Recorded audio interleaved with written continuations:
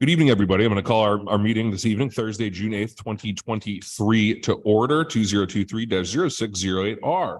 Mr. Kavanaugh, we're going to go live streaming, and just let me know when we are streaming and the audio is on. Everything is operational, Mayor.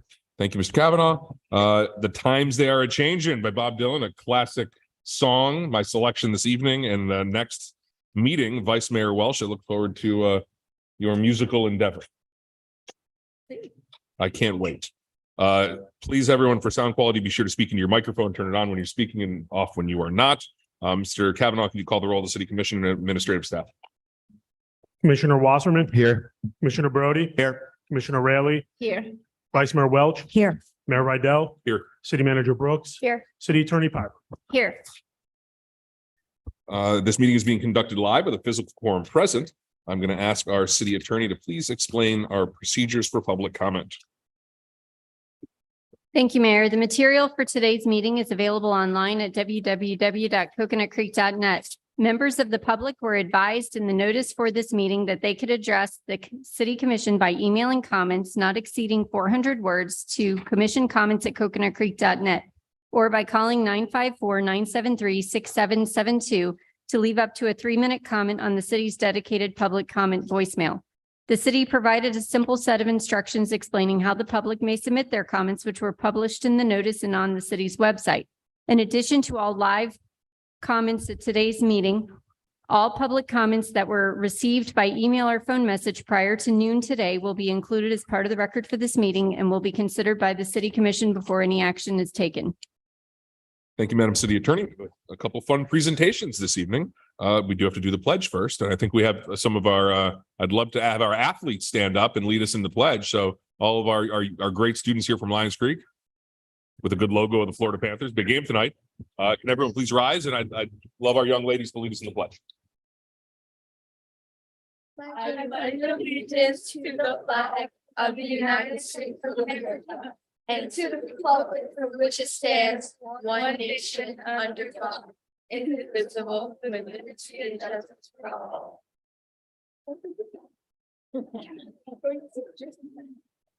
Thank you, Chief Gary.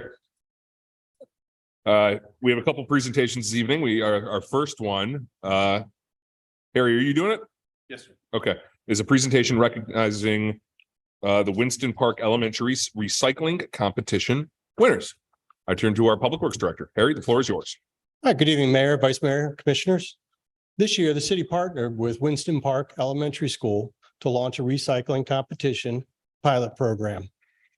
Thank you, Vice Mayor Welch, for facilitating with the school for the introductions.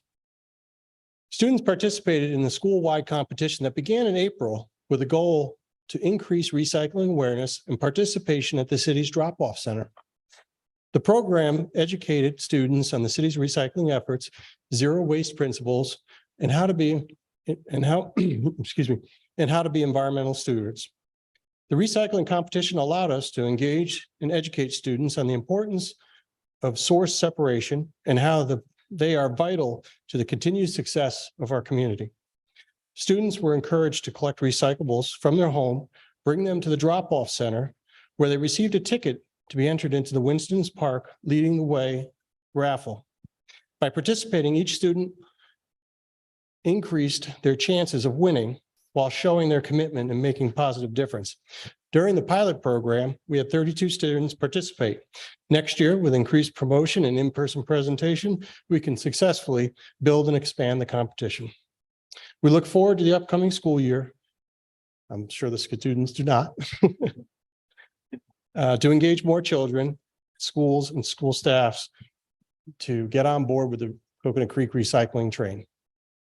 The city would like to recognize the following winners, as well as the school staff who helped lead the way to improved recycling and environmental stewardship within our city. Our top 3 winners are Sophia Rodriguez, who is unable to be with us tonight, Ariel Russell,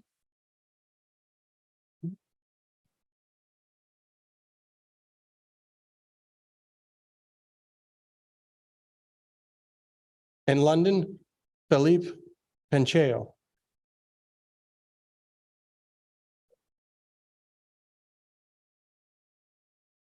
I would also like to thank the assistant principal, Mark Andreas, and for letting us complete this recycling program. Congratulations.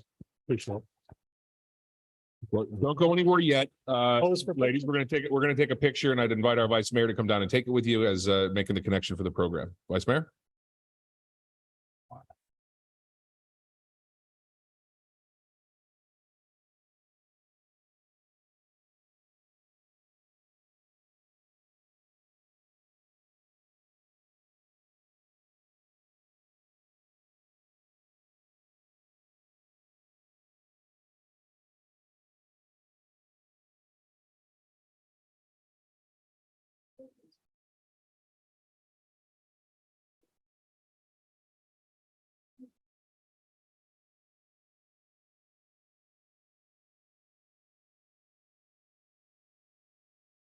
Thank you again.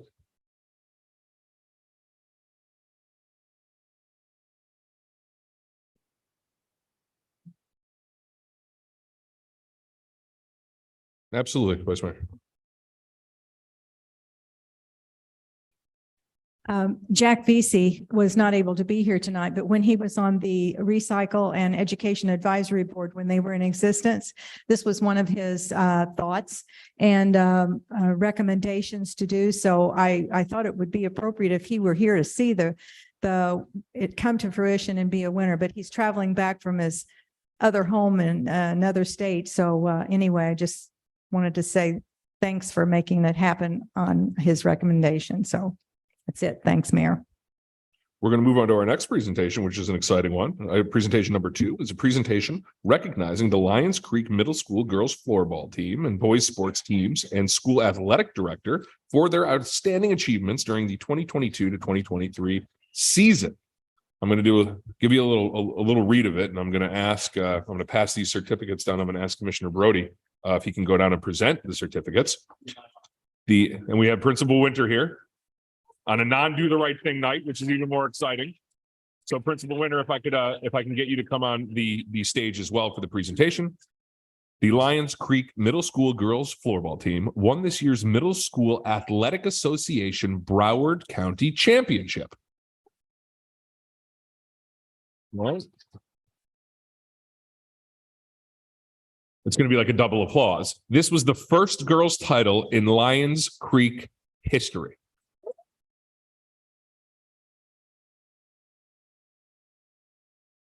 They went undefeated in the regular season, beat Deerfield Beach in the quarterfinals, beat the defending champions Falcon Cove in the semifinals, and defeated Silver Lakes to win the county championship.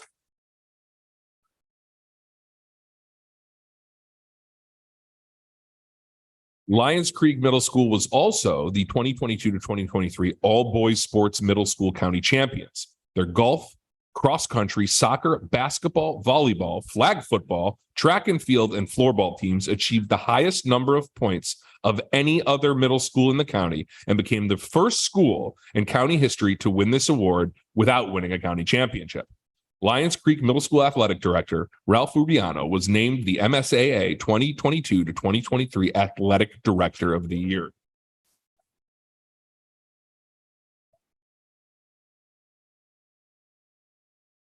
So I think it's a big congratulations not only to all the young athletes here, to the athletic director that really you've led these kids to something amazing and giving them something amazing to do. So I commend you. I commend all of our students, and I know from all of us, we look forward to the endeavors of the future. So Principal Winter, congratulations to your entire team, and let's present some awards. So I'm going to ask all the athletes to come on up. I think we got most of the girls here, and if any of the boys are here, as well as Director Rubiana. And I'm going to have Commissioner Brody present those awards. So let's give them all a round of applause.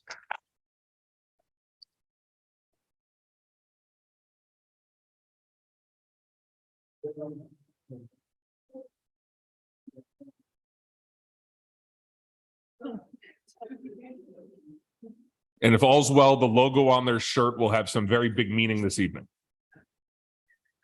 Let's hope for a Panther win.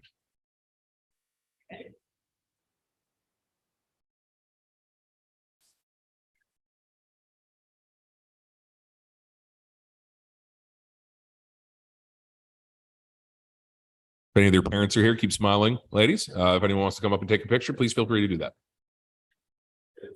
Yes, sir.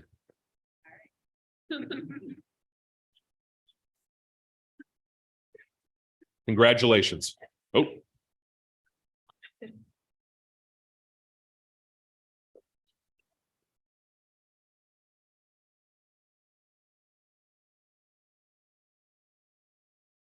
Yes. Congratulations, ladies. Commissioner Brody. So some of you guys know my background when it comes to youth sports. I was a big promoter of the girls' sports programs here in the city. And it's great to see that we're starting another great year with the female athletics killing it. Just keep it up. I don't know if anybody knows this, but Ralph and I go back about 14 years and softball days. And I couldn't think of a better person to get that award. Congratulations, Ralph. You deserve it.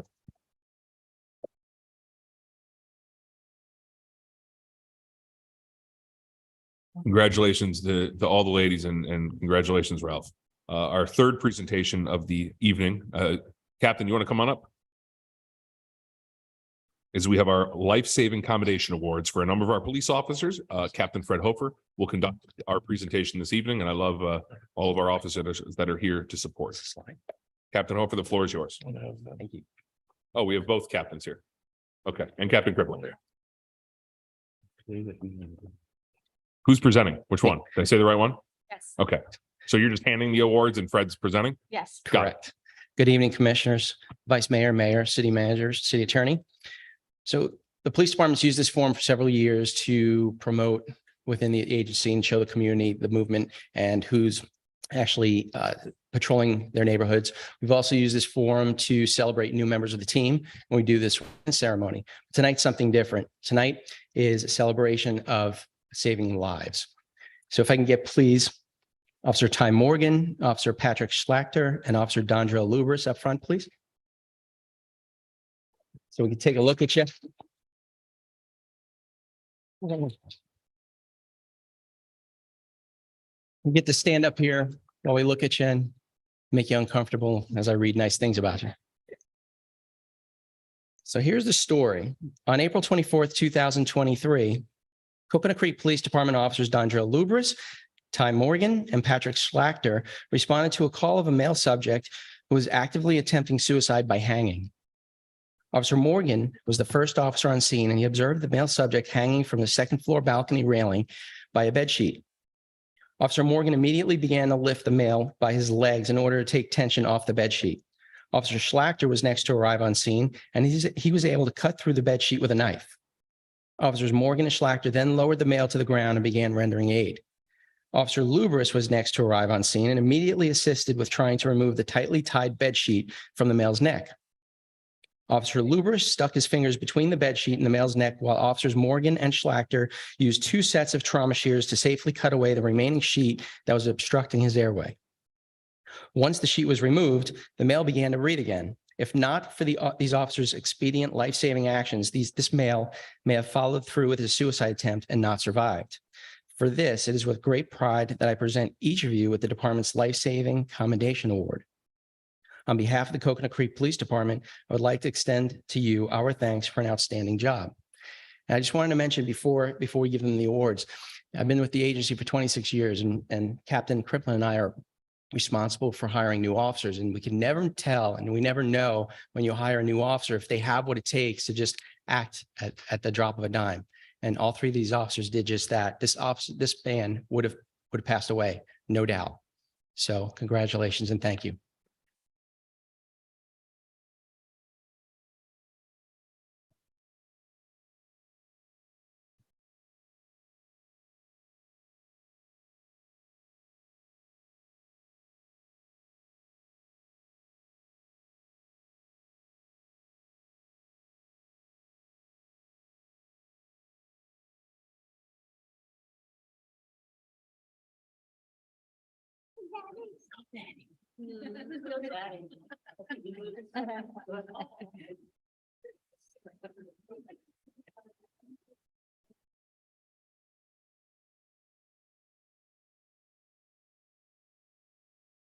Thank you. Thank you, Captain. Now we're going to move on to input from the public on non-agenda items. Before I do that, let me just ask Mr. Kavanaugh. Mr. Kavanaugh, did anyone call in any comment? No, they did not, Mayor. All right, you handed me a list, so I have 3 people on a sign-in sheet for non-agenda items speech. If anyone else wants to say anything about any non-agenda item, feel free after that. The first person I have on a non-agenda item for 3 minutes is Gloria DePaul. Gloria, the floor is yours.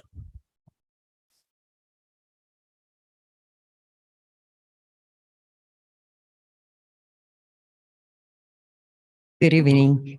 Hello to everyone here. Thank you for having me. My name is Gloria DePaul, and I am the founder of an organization called Remember Everyone Deployed. Remember Everyone Deployed was created in April 2016, and it's a nonprofit that was developed to provide direct aid to our deployed military and their families, with the idea of bringing them soothing comfort, joy, happiness, and peace of mind. Raising awareness about the hardships of the deployed and the families they leave behind has been the cornerstone of our mission, always making sure that they remember until they come home. We've accomplished a lot, and we're here in the state of Florida, but we're also in other states throughout the United States of America.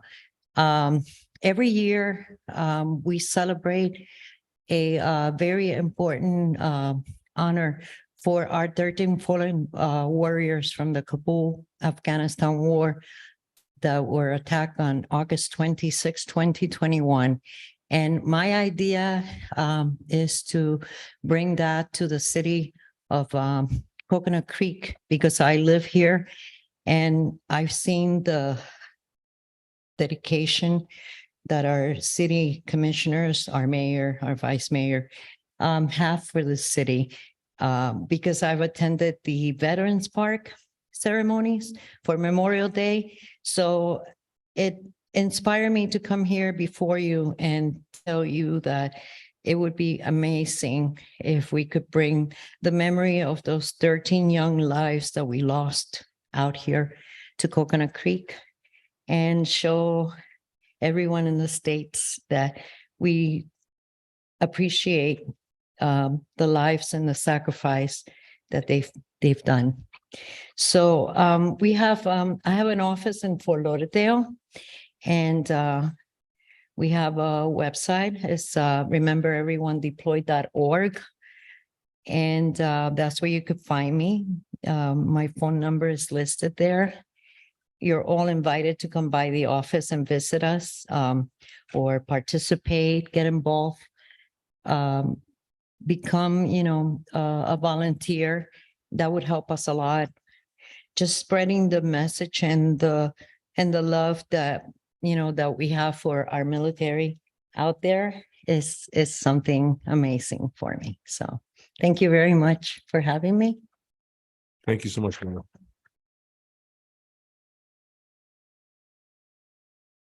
Gloria, what I would also suggest is maybe somebody on staff could just give Gloria the information, because I noticed in the packet you handed up to the commission, there's, nonprofit funding. So every year the city does do donations to nonprofits and things like that. And I would just urge you to maybe connect with someone here. I don't see, Sheila's still out of town, isn't she? That would be amazing. We have our information. We can reach out. Oh, wonderful. Just so you know that every year we do like a list of nonprofits to make sure that you can submit a request during that time as well. And thank For you for all you sure. do in our city. Thank you very much. Thank you, Gloria. Thank you. The next individual assigned is Tina Nuzzi. Tina, please come on up. You got, the floor is yours. Just state your full name and your address, please. Hello, my name is Tina Nuzzi, 3956 Northwest 56th Street, Coconut Creek, 33073. First and foremost, I want to thank you for the opportunity to speak today. I'm here representing All Play Soccer Club, a 501c3 nonprofit organization here in Coconut Creek. We offer very low cost year-round soccer for all ages and all skill levels.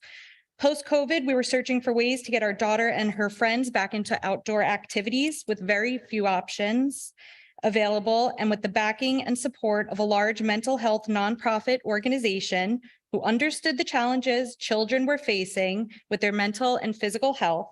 This prompted us to start All Play Soccer Club. Soon, we were able to permit field, and what started off as a bunch of teams we personally knew and kids my husband knew as Coconut Creek rec coach for a long time. We quickly grew by word of mouth. Kids started bringing friends, parents started inquiring and signing up their teams. From there, countless calls came in from parents inquiring about programs for younger children. So we adjusted to the needs of the community and our membership skyrocketed. That brings us to today. We are currently just over 200 members ranging in ages 4 to adult, over 75% being Coconut Creek residents. We have 8 paid soccer coaches and over 20 high school volunteers helping with coaching younger kids, refereeing games, and being in charge of photography and videography for the club.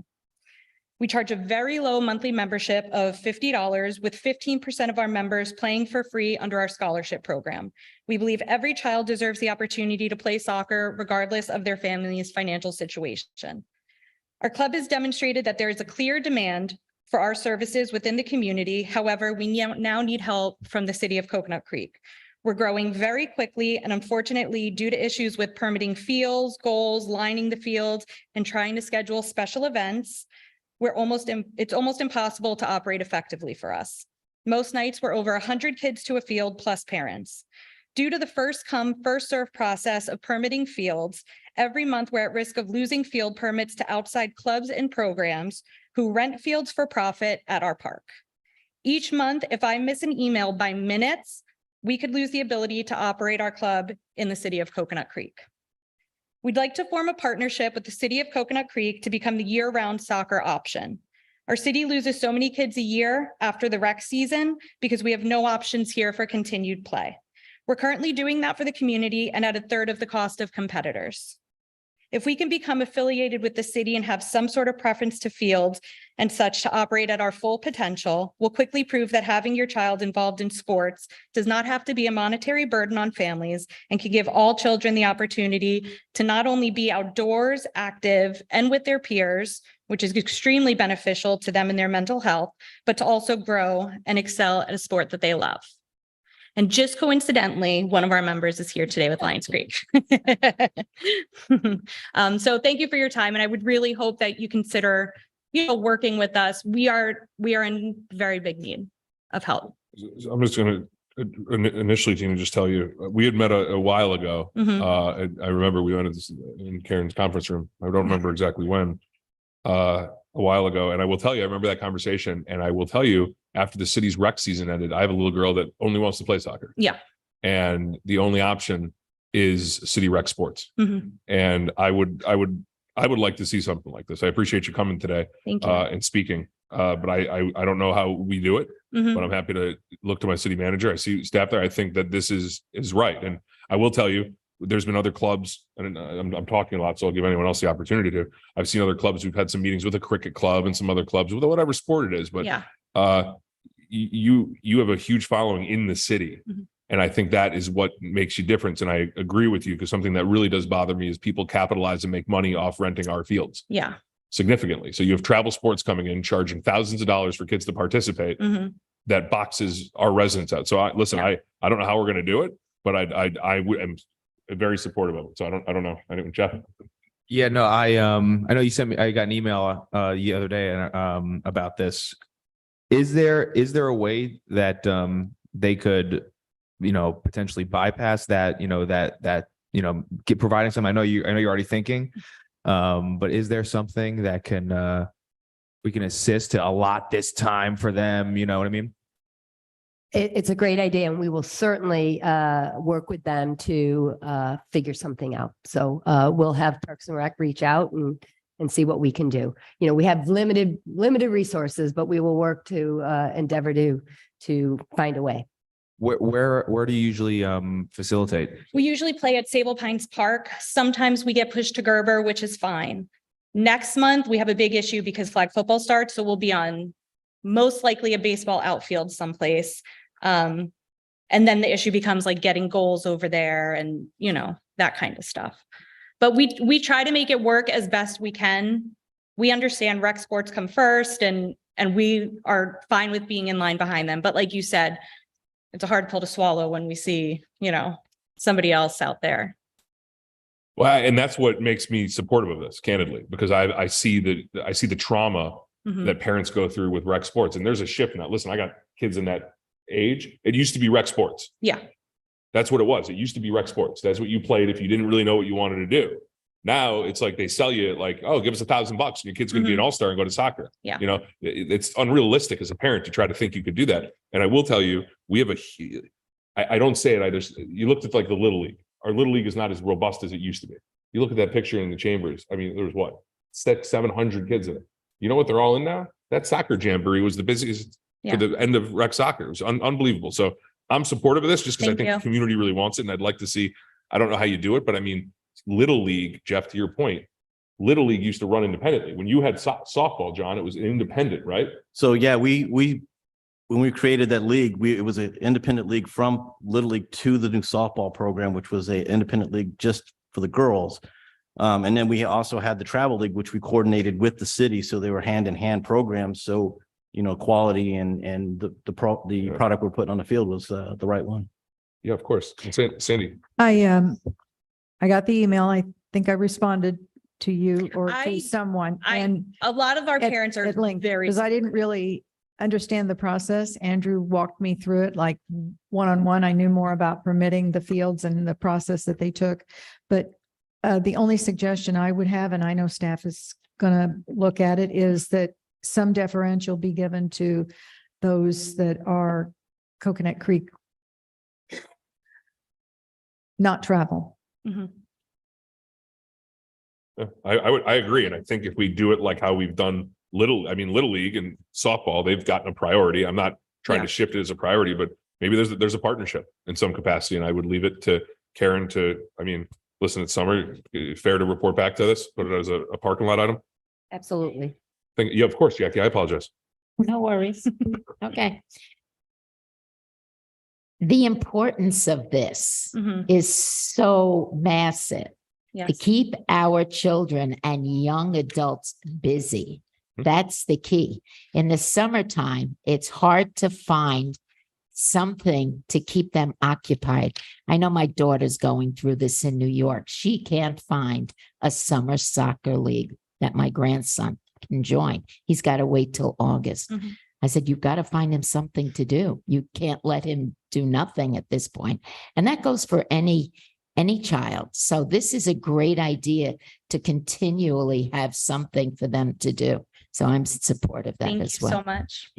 Thank you for coming. And I'm sure staff is going to be following up with you guys. And we look back to hearing the report from our staff. Great. Thank you so Thank much. you. Really appreciate it.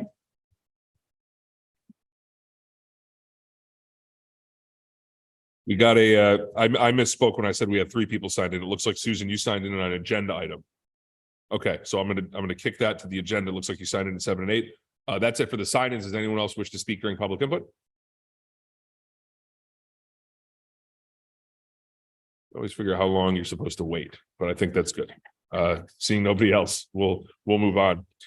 We're going to go to the consent agenda. Consent agenda has 2 items. It's 4 and 5. I'm going to read both, but before I ask, is anyone going to want to pull either 4 or 5 off consent? Okay, seeing none.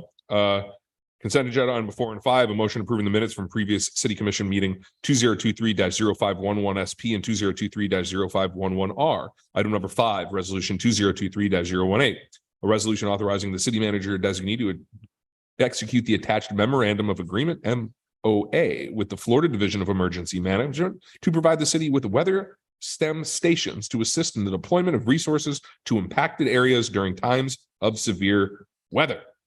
No one said they want to pull. I need a motion and a second on 4 and 5. Move it. Second, Moved by Vice Mayor Welch, seconded by Commissioner Raley. Mr. Kavanaugh, call the roll on the consent agenda items 4 and 5. Commissioner Wasserman, Yes. Commissioner Brody. Yes. Commissioner Raley, yes. Vice Mayor Welch, Yes. Mayor Rydell. Yes. We're going to go to agenda items 6 to 8. It is quasi judicial. Madam City Attorney, could you please explain the procedures of quasi judicial in the city of Coconut Creek? Yes, Mayor. Florida courts have determined that there are certain types of matters, including items 6, 7, and 8 on tonight's agenda, that are to be treated differently than other items considered by the commission. Most decisions of the commission are legislative in nature, which means that the commission is acting as a policymaking body. In contrast, when a matter is quasi judicial, the commission is applying existing rules and policies to a factual situation and is therefore acting like a judge and jury in a courtroom. In such cases, the courts have decided that due process and fundamental fairness require that more formal procedures be followed. Will the clerk please confirm compliance with the notice requirements? Public meeting notice requirements have been met for items 6, 7, and 8. And will you please swear in the witnesses? Will anyone wishing to speak on any of the quasi judicial items, please stand and raise your right hand. Do you swear or affirm to tell the truth, the whole truth, and nothing but the truth? When you come forward to speak, please state your name and address clearly for the record. State whether or not you have been sworn in and whether or not you understand the rules of the proceedings. Thank you. You guys okay? Is the applicant, real quick, if we can hear it all together, you guys okay? Who's speaking for everyone? Who's like the leader? Just for number 6. Okay. All right, I'll go on with that then. Madam City Attorney, read item number 6. Ordinance number 2023-11, an ordinance of the City Commission of the City of Coconut Creek, Florida, approving the site plan request of Gunther Motor Company for the property generally located at the southeast corner of North State Road 7, US 441 and Cullum Road, legally described in Exhibit A attached here to and made a part hereof, providing for findings, providing for conditions of approval, providing for severability, providing for conflicts, and providing an effective date. I need a motion in a second. Move it. Second. Moved by Vice Mayor Walsh, second. You move it? I did. Okay, moved by Vice Mayor Walsh, seconded by Commissioner Elliott. I thought I misheard it. I apologize. Are there any disclosures for this item? No, not on for me. Anyone else? No disclosures. Thank you. I turn to Scott. Are you presenting? Yes. I turn to our Director of Sustainable Development, Mr. Stoudemire, to present staff's presentation on item number 6. So, of course, this is second reading on an item that was very positively received on first reading. So unless staff or unless the commission desires an additional presentation, we have no additional input that wasn't previously given during first reading. I don't need a presentation, but I'll turn to my colleagues. Does anyone wish for Mr. Stoudemire to present on staff's behalf? Seeing none, I'm going to turn to the applicant. Do you have a presentation that you wish to make this evening? No. Not, that's different than what we presented. That's different. Does anyone on the commission have any questions for the applicant of staff now, prior to the public hearing? Seeing none, I'm going to open the public hearing. The public hearing is now open. Well, this is 6. That's not what you. Susan's on the park, right? I got you. Okay. Anyone wish to have any comment on Gunther? You like them, you don't, nothing? All right. Public comments closed. The public hearing is now closed. Anyone, Mr. Kavanaugh, has anyone made any comments they submitted or anything like that? No, they have not, Mayor. All right. Anyone on the commission have any comments now that the public hearing is closed? Seeing none, Mr. Stoudemire, do you have any closing remarks? No closing remarks. Madam applicant, do you have any closing remarks? No closing remarks. All right. Deliberation by the commission. I need a motion and a second on moving Gunther Motors Company PMDD site plan modification. Move it. Second. Moved by Commissioner Brody, seconded by Commissioner Wasserman. I'm calling the vote. Mr. Kavanaugh, call item number 6. Commissioner Wasserman, Yes. Commissioner Brody, Yes. Commissioner Raley, Yes. Vice Mayor Welch, Yes. Mayor Rydell. Yes, item passes. We're going to go to items number 7 and 8. So item number 7 and 8 is also quasi. It's interesting. So if you have to do something of your own land, it's quasi judicial. Madam City Attorney? That is correct. It's quasi judicial because it's a rezoning and a site plan. It's just required to be that way by state law. Got it. Just interesting. Just a. All right. I just need to get to this. A thought. Oh, that's. We're going to go 7 and 8. We're going to hear item 7 and 8. I guess, Madam. Yeah. Scott, are you doing this? Yes. Do you have any objection? I got to ask, do you have any objection to do 7 and 8 together? None. Okay. After the city attorney reads the ordinance, I will then read the resolution. Seeing that we're going to handle them together, I'll then ask for a motion in a second on items 7 and 8. Madam City Attorney, could you read the ordinance, which is 7? Ordinance number 2023-014, an ordinance of the City Commission of the City of Coconut Creek, Florida, approving the rezoning application for property generally located at the southwest corner of Johnson Road and Park School Road, immediately west of Tradewinds Elementary School and north of the existing Lakeside Park, from I-01 Industrial Office to P Parks and Recreation, to facilitate the expansion of the existing Lakeside Park facility, providing for findings, providing for conditions of approval, providing for conflicts, providing for severability, and providing an effective date.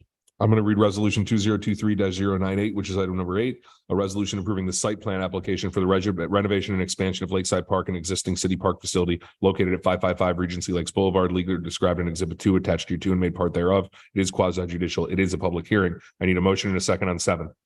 Move it. Second. Moved by Vice Mayor Welch, second by Commissioner Raley. I need a motion and a second on 8. Move it. Second. Moved by Commissioner Raley, second by Commissioner Brody. Now we can discuss the item. Madam City Attorney. Are there any disclosures on Lakeside Park? See, it's like so weird. It's like, yes, I talked to staff. Right? I don't know. Is that a disclosure? We talked about it? You drove by it, I guess. I mean, you don't have to disclose any conversations with staff as part of the quasi judicial process. However, drive by, that sort of thing. Could you ever remember us doing this? I don't know that we've done this except on a purchase. We didn't really do Yeah. anything with the land. Last time we did that was when we, the conversation about possibly putting the fire station at basketball courts Yeah. in Windmill Park. So we didn't really. do May I make anything a yet. suggestion? Because of the fact that items 7 and 8 are city-sponsored items, the city's quasi-judicial procedures do allow for a waiver of the right to a full quasi-judicial hearing. So if you like, you can waive that, and then basically staff will just make a brief presentation. You can open it up to the public, and that would be it. It's just strange because traditionally you have an applicant and staff, 2 sides and debate. So, I mean, is the city commission okay waiving the quasi judicial procedures for items 7 and 8? Well, you're going to do public input anyway. Of course, we're going to open it up, but I guess just for the purposes of procedure. Okay. For the Thank you. purpose of this item, the traditional, I guess, procedure we follow during quasi judicial will be waived based on it being staff sponsored and staff supported. But there will still be comment, Susan, I promise. Okay, there we go. Scott, I'm turning to you.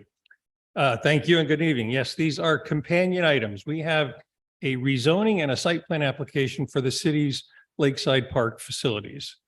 The first item is very straightforward. This is a rezoning of the 5 acres that the city acquired from the school board back in 2016. We acquired that site for the expansion of Lakeside Park. When we acquired that site, it had industrial zoning on it. It still has industrial zoning on it. It is not the appropriate zoning category to accommodate expansion of a park facility. That is why this rezoning is to the Parks and Recreation zoning district. And that is why it's before you tonight. So as I say, it is very straightforward. It is only for the 5 acres that is proposed for the expansion. The second item is the site plan application. And this application does include both the 5 acres, the subject of the rezoning, and the existing park facilities. CPZ, who was brought under contract back last year in 2022 to do the design work, is here tonight. They do have a brief PowerPoint presentation to cover the components of the site plan, both the renovations of the existing facility and the proposed improvements in the 5 acres. So, and before I turn it over to Nicholas from CPZ, following that presentation and of course, any of the questions you want to ask, the city's public works director is going to come up and provide just a brief overview of some of the budget issues that came up as a result of the cost estimate that came in during the process. So I'm happy to answer any questions you might have at this time.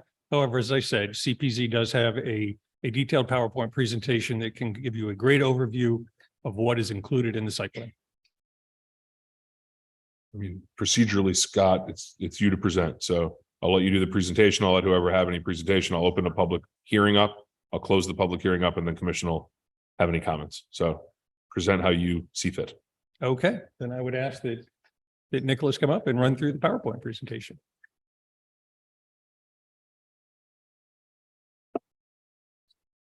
You gotta cue it up for me. Right. You want to come find it?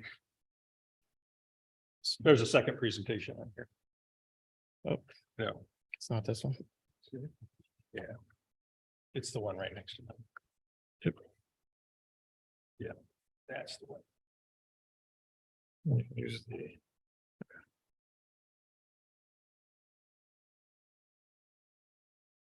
Good evening. My name is Nicholas Marchin. I'm an architect with CPZ Architects, and I'm part of the design team for Lakeside Park.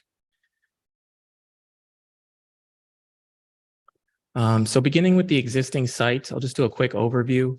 We're pretty much all aware of where it is, but for those who don't know, it's located directly north of the Sawgrass Expressway and east of State Road 7. It's located almost sandwiched between Johnson Road and Regency Lakes Boulevard.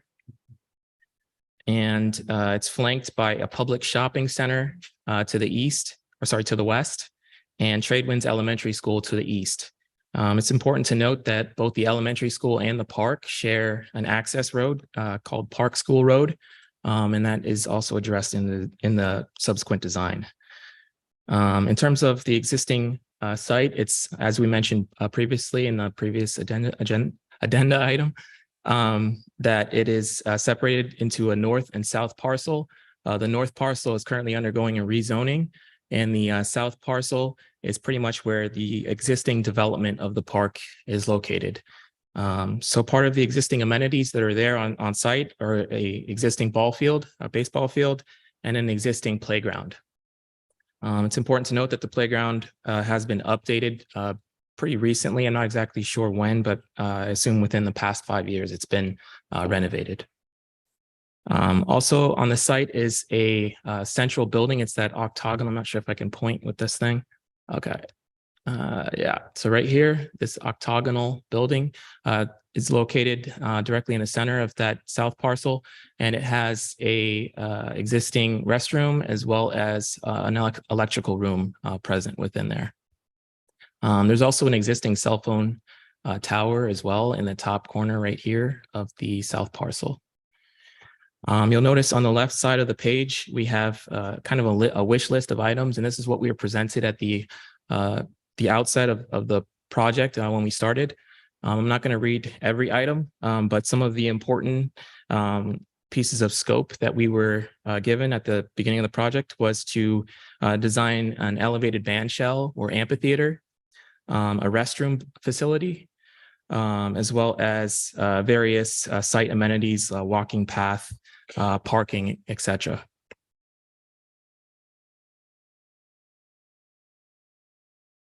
So during the initial design process, we went through a number of different meetings. One was the Parks and Rec Advisory Board meeting, where we took some of their feedback and we, made modifications to the plan or the site plan. Additionally, we had a public outreach meeting, and this took place about a year ago. I believe it was the end of May 2022. I'm sure some of you were actually present at that meeting. And it was an opportunity for us to kind of present the project to the public for the first time and get their feedback. So some of the, important things that came out of that meeting is it gave us an example of how to define the sports amenities that we were going to provide as part of the project. So one of the most prominent, obviously, was the pickleball courts that we added to the plan after the meeting, as well as basketball courts.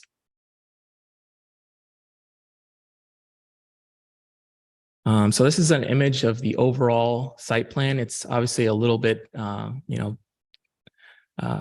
too big to kind of see what's going on. So there are two subsequent slides that we'll be able to see an enlarged plan, and I can go through it more in detail.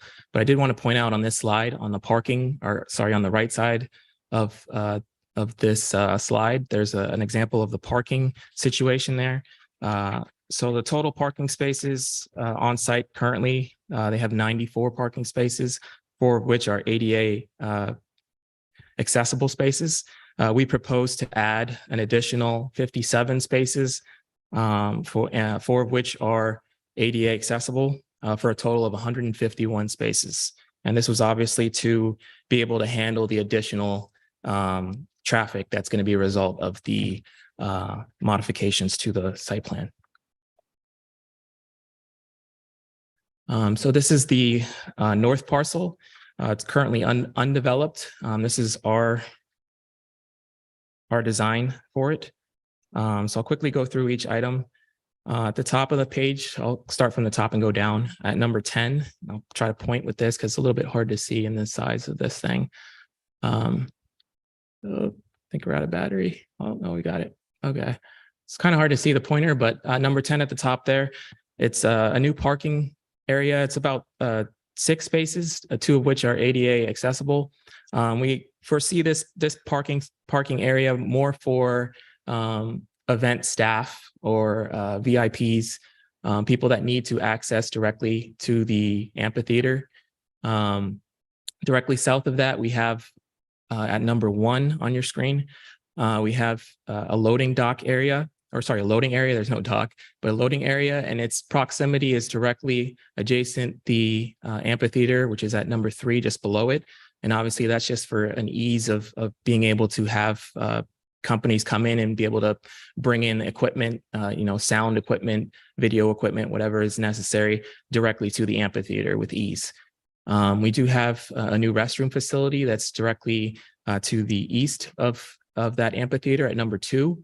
And it's obviously to be able to accommodate the crowds that are going to be assembled due to the amphitheater, as well as be able to provide a little bit more restroom facilities for the entire park as a whole.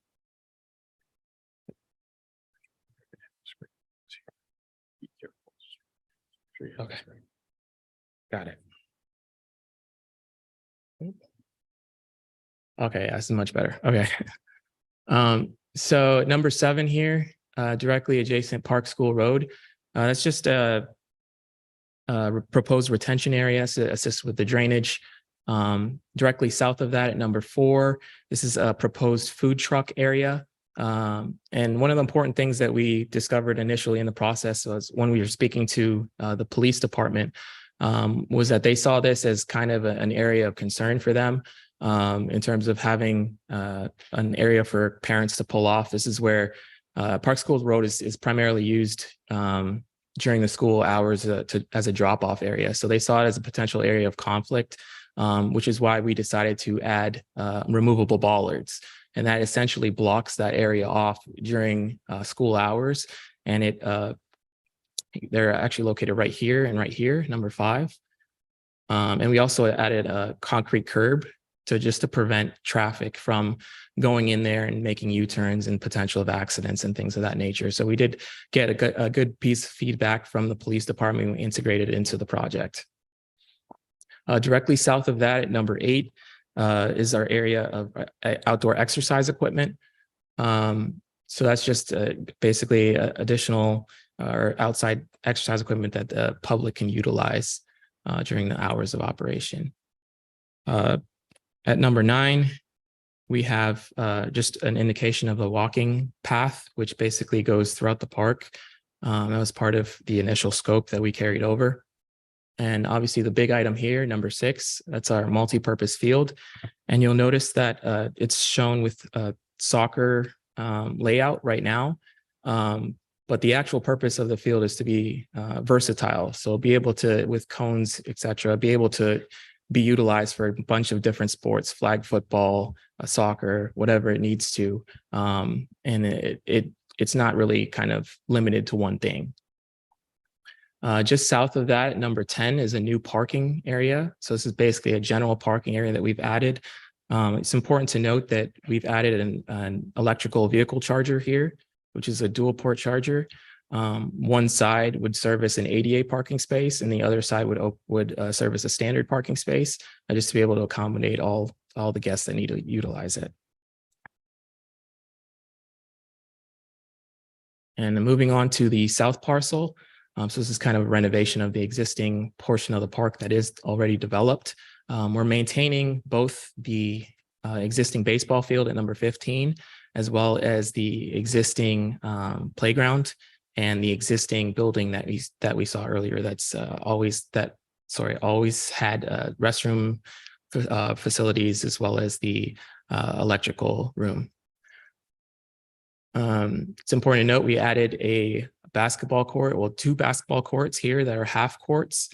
They're separated by a fence, and it's actually fenced all around it, as well as benches that are flanking both courts. Just below that is where we have our pickleball courts. So we've added 4 pickleball courts. They're all individually fenced off, and they're also provided, there is benches for spectators. We've also added over here, number, I believe 16, a batting cage. It's important to note that it's going to be utilized not only by the baseball, but I believe a cricket club as well is looking forward to utilizing that. So it's sized appropriately for both sports.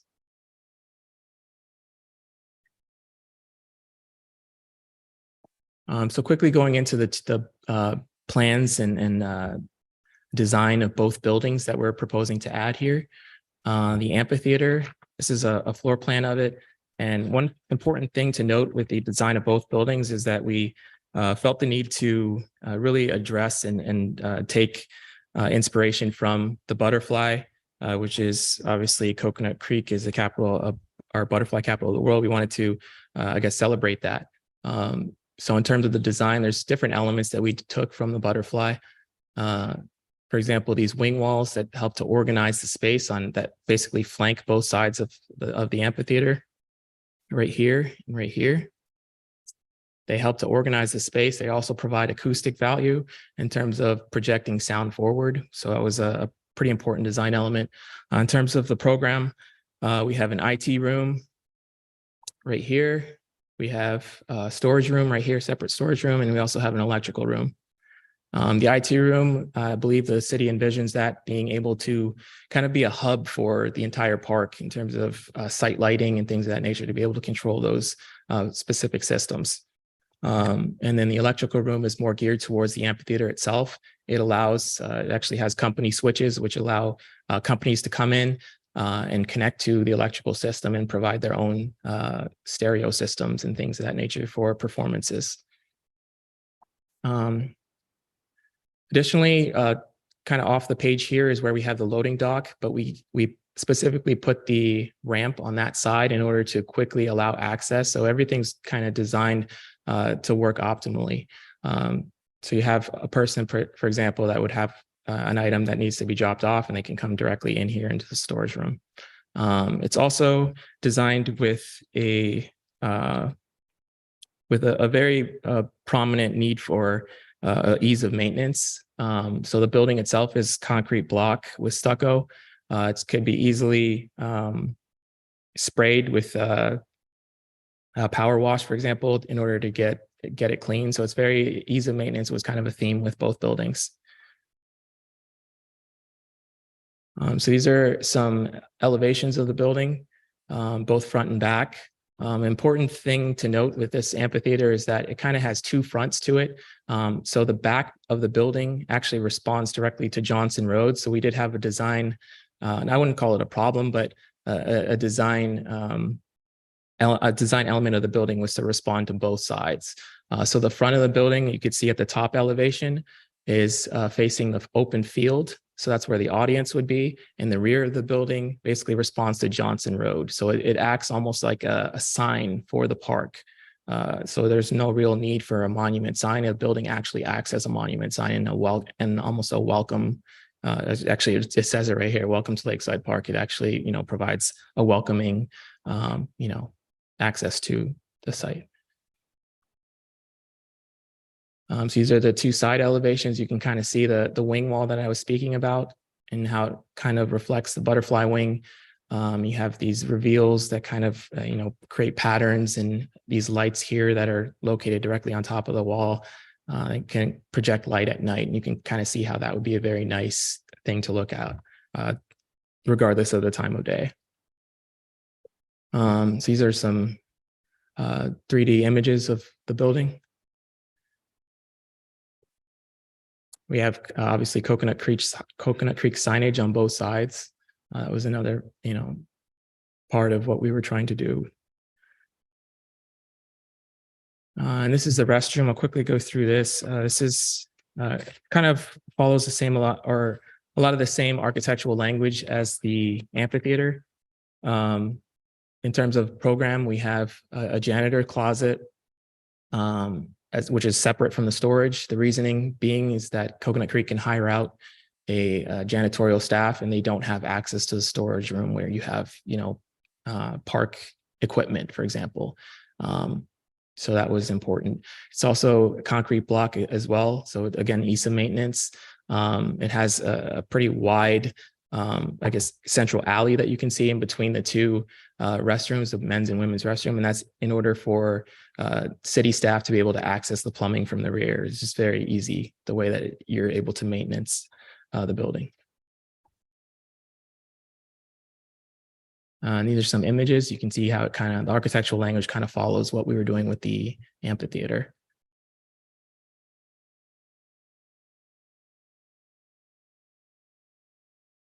And these are some 3D images of it.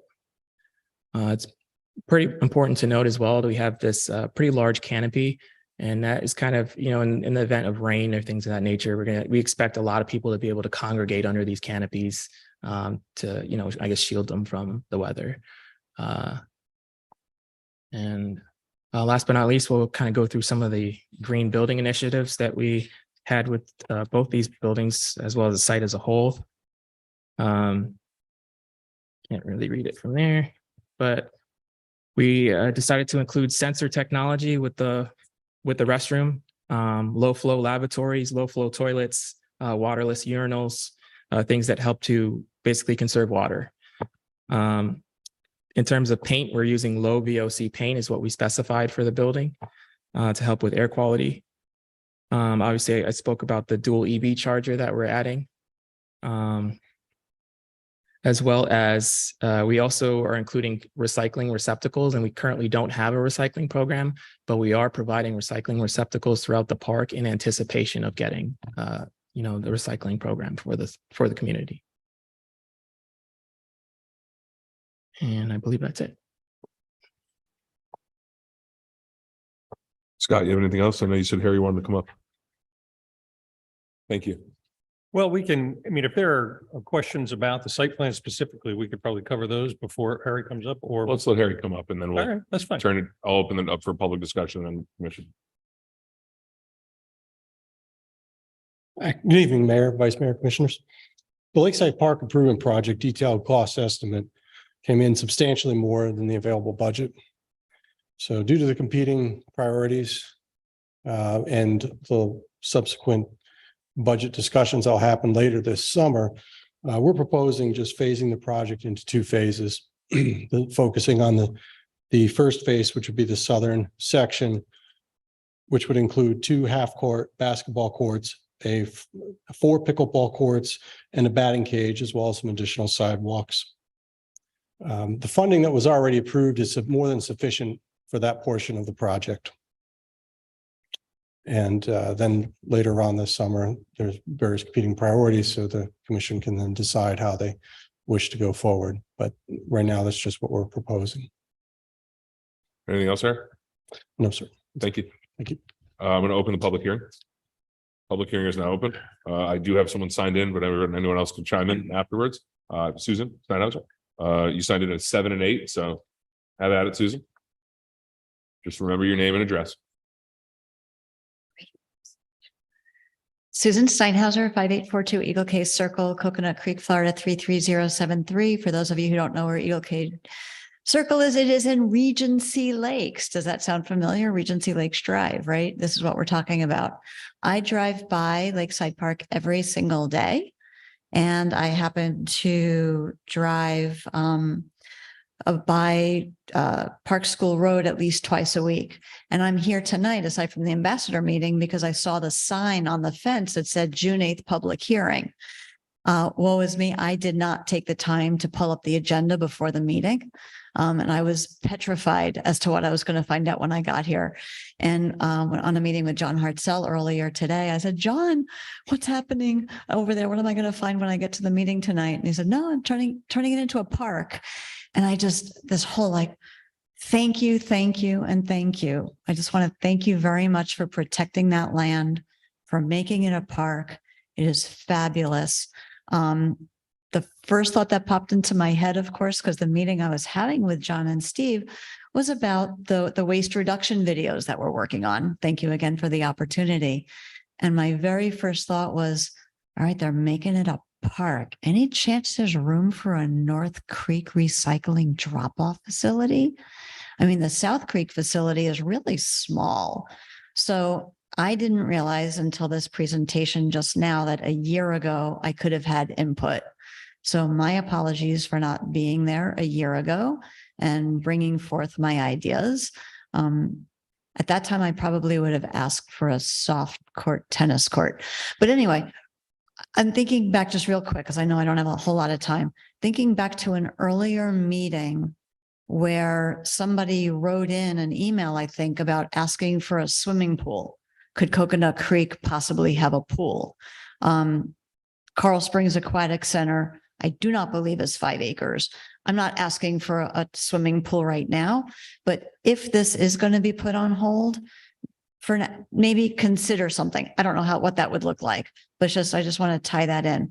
I do feel very strongly about the recycling drop-off facility. We could fill it with Regency Lakes. They're right there. You've got 9 sub-communities. Guaranteed we could get the recycling facility filled with that. And as this gentleman made his presentation, I just want to say thank you for the green initiatives. I heard batting cages. I've been looking for batting cages since I've lived here. So nearby. So thank you for that, if that happens. And is there any chance that we could get some solar panels when the time comes on the amphitheater and over the parking spots? Because something that we are lacking in Broward County overall is covered parking with solar panels on top of the car. I mean, you provide the shade for the cars and then the panels generate electricity. So that's it. Thank you, 3 Susan. minutes. Thanks. Susan was the only individual signed in. Mr. Kavanaugh, did anyone put in a telephonic comment? We have a comment to read into the record via email, Mayor. Are we still doing the? Yeah. The direction was until after Gray Star. Oh, okay. So have at it, Mr. Kavanaugh. Thank you, Mayor. The email is from Faisal Zafar. The subject of the email is rezoning of 5460 to park, property owner feedback. The email reads as follows. Hello, please accept this as my consent for the rezoning of this plot of land, 5460 near Johnson Road to park status. Thanks and regards, Faisal Zafar. Thank you, Mr. Kavanaugh. Anyone else wish to speak on the item before I close the public hearing? Seeing none, public hearing is now closed. I just want to, well, it's commission discussion now. I just want to ask Scott a couple of questions real quick. Scott, can we pass one item and not the other? The rezoning could certainly be passed. The site plan could not be passed. So we're still in concept phase. When is construction phase, ideally on a staff level? I would, yes, I would defer to our public. Yeah, Works Director. please. We have full, we're at the almost full designing and construction documents. So we could go into the first, if all funding was available, we could move into the construction phase. Okay. Probably early in FY 24. However, if it is southern phase, we have the funding available. So as soon as all the site plan zoning and all those other elements wrap up, then we could move into construction very quickly. Best case scenario, you're looking at dates in 24 for breaking ground. Is that fair? Yeah, it's by Undergrounding or whatever you have to do first? Or technically it's on the existing plot, so correct. there wouldn't have to be anything done on the new plot. Okay, I'll say what, I'm going to turn it over, but I want to kind of lead this. I was kind of surprised when we got our agendas and this was on, and I'll say why. Because I was at all those meetings. I was at the meeting in May. I was at the community input meeting. I've been at visioning meetings leading up to this. I was just surprised that we got a final product without being discussed, being a site plan provided. So I'm not qualming the work. I appreciate the work. I appreciate the site plan, but I don't love that. I don't think the community had a chance to really discuss this. And I think Susan, who probably is one of our most active residents, kudos to Susan, you really actually support what I'm saying in your introductory remarks, saying, wow, I didn't even know this was coming on. I live in Regency Lakes, except I saw a board and I happened to be here. So you're kind of bolstering my point. I'm not okay approving a site plan tonight with something I don't believe has been shared to the community or not, with whether it's good or bad or, you know, qualified items. And I'll tell you this right now, the one criticism I'll make that I'll say is you have two of the loudest sports sandwiched in a kid's playground. If you ever watched pickleball or basketball, those are two of the loudest, frankly, obscene at times sports coupled around a child's playground. So that's my comment to that. I do not support moving forward with the site plan. I'm not looking for a workshop. I'm looking for all of us independently to assess it, talk to the communities. And I would have liked somebody from Regency being here. This is going to be their playground. And I will tell you, I received just a brief comment from Benita Marriott, who's also one of our active residents. She supports some of the things because of the visioning. I think, Sandy, you remember, she just didn't want certain loud sports in the back corner where there was homes and things like that in their community. I think that's what she was appreciative of. But I don't think we've gotten this site plan out to the community to make sure if we're building a community park, that the community has the buy-in. So I don't support passing the site plan. I do support obviously keeping it a park. I do support a lot about this plan. I just don't think this commission has discussed it with the community enough. So I can't support that tonight. I'll go down the line. We'll go. Sure. Jeff, and we'll just go straight down the line. You bring up a good point, but all play soccer, there's a potential field here. So you're still here. I see you. I understand what you're saying now with the courts around the basketball. I mean, the playground. That makes a lot of sense. But when it comes to something like this, it's the phase thing is important to talk about. And if maybe there were, is it possible to break site plan into, to 2 sites? I don't know how that, I don't know if that would be possible for different approvals because it's going to take, financially to do phase 2 than phase 1 longer. But it's innovative. It's, we have to move parks in this direction to incorporate the new sports that are becoming bigger and more prominent.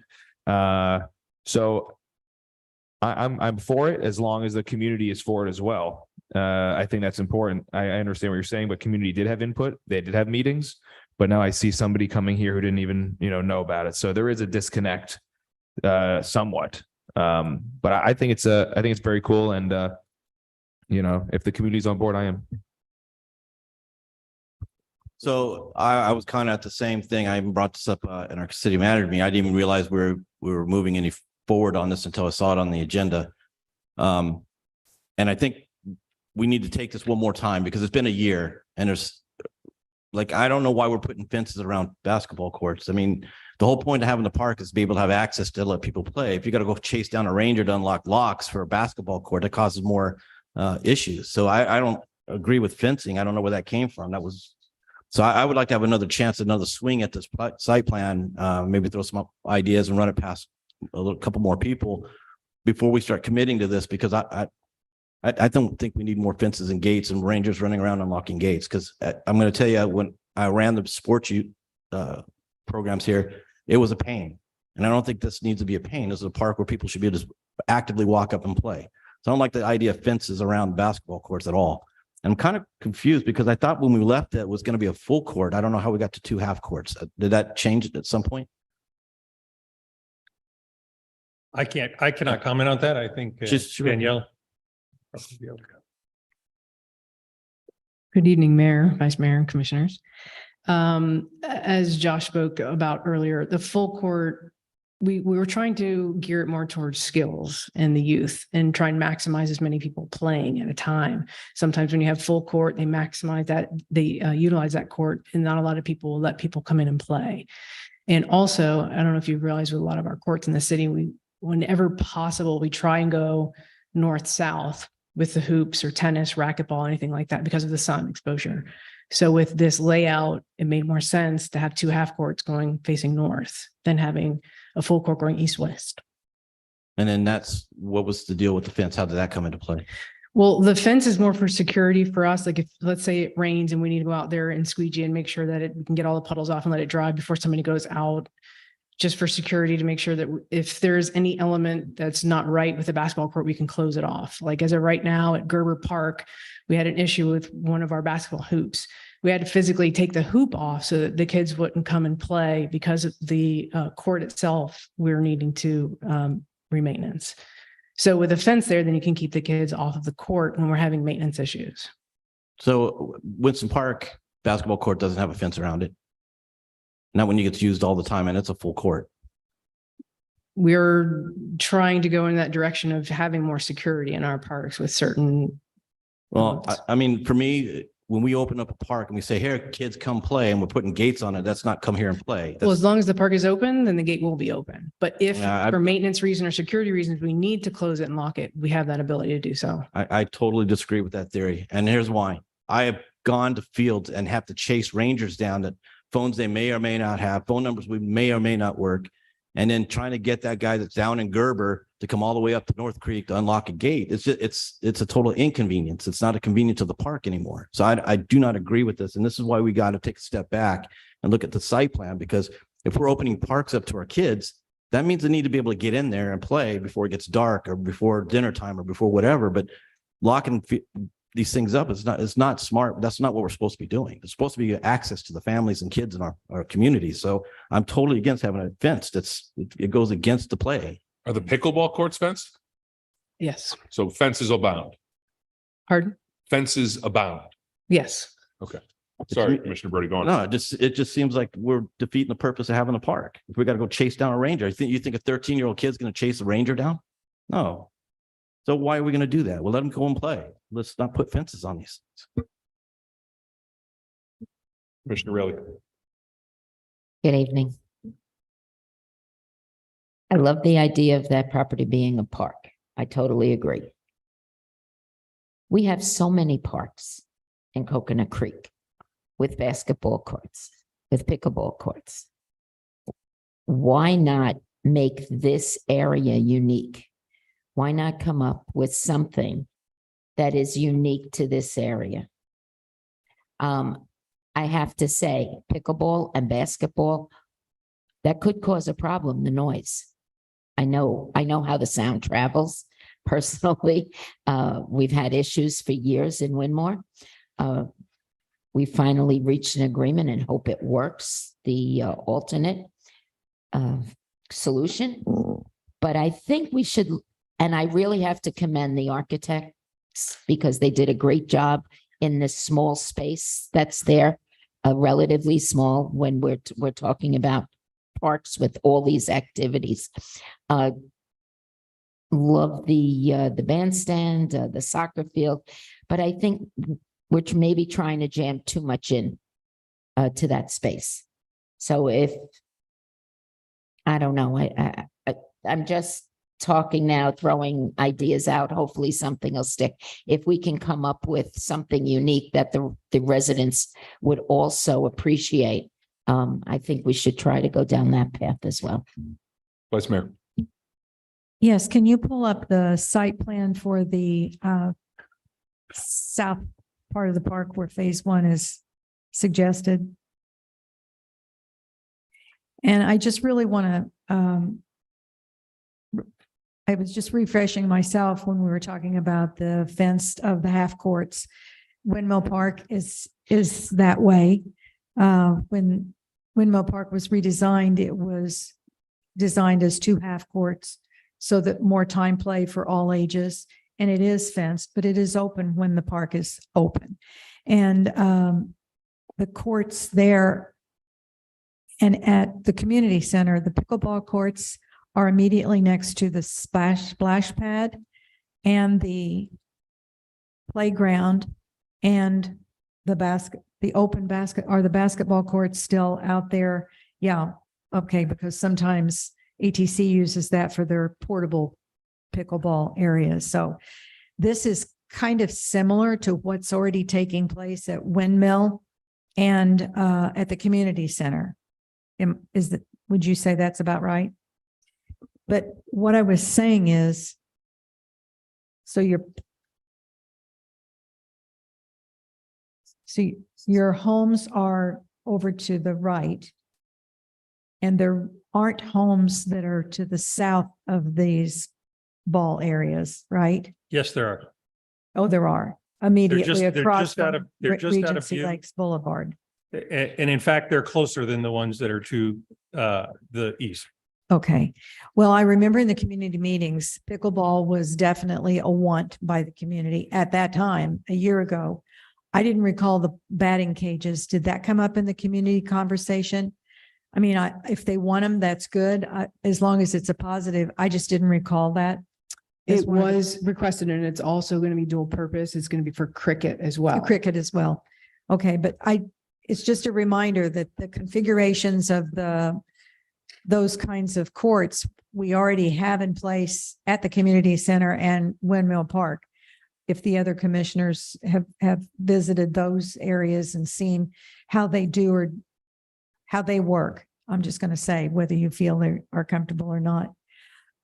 I agree that the final plan before a phase of any type, the community should have an opportunity to have one last peek at it.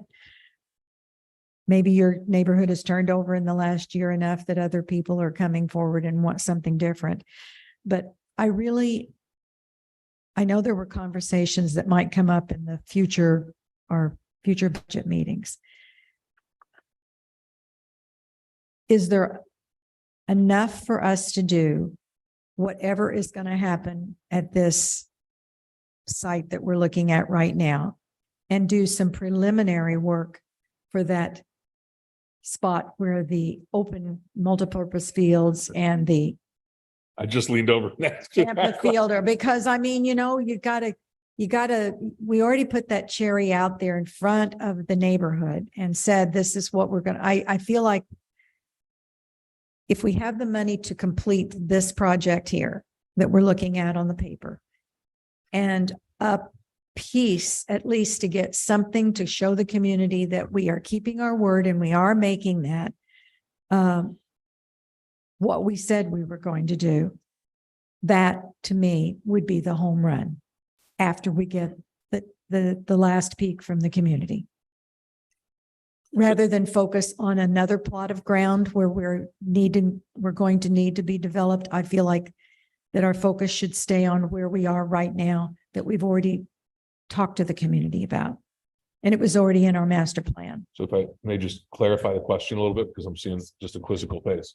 Are you suggesting what they're talking about on the screen is phase one and phase two amphitheater multipurpose field? Are you Yes. suggesting refocusing what they're saying and we should go to phase two and make that one, meaning the amphitheater and the multipurpose field? Because we all seem to have consensus on that aspect. Well, the thing, I'm just trying to. I don't know how many dollars Well, let's ask Harry. difference we're talking about because Let me ask you a hypothetical. Yes, sir. As a capital improvement project as a whole, can you go to the big screen, Harry, please? And I think, you mean where we're talking about both plots? so hypothetically, if you were to do the groundwork as a phase one for the North Platte, if you're to do the groundwork, because my understanding from my meetings with all of you is that's a huge chunk of money. Correct. We sliced and diced this and tried to figure out what we could do, what we couldn't do. And the earthwork, That's my question. that earthwork was substantial on that half of the field. And if you start leaving components out, the rework that would cause to go back in there, such as add lighting later, things of that nature would drive the overall cost up. So. So saying it could actually make the project more expensive by not being able to. Correct. Understood. Okay. And so we focused on what could we give to the residents with the funds that we currently are appropriated. Listen, I think there's one. Well, I would like to ask a question. I didn't I cut understand. you off, I apologize. That's okay. I like that, looking at that. I didn't understand what you said. So the groundwork, if only the groundwork on the north undeveloped piece of property is done, and then the following work, the subsequent work has to come back later, you're saying that could be encumbered and cost more by doing it piecemeal?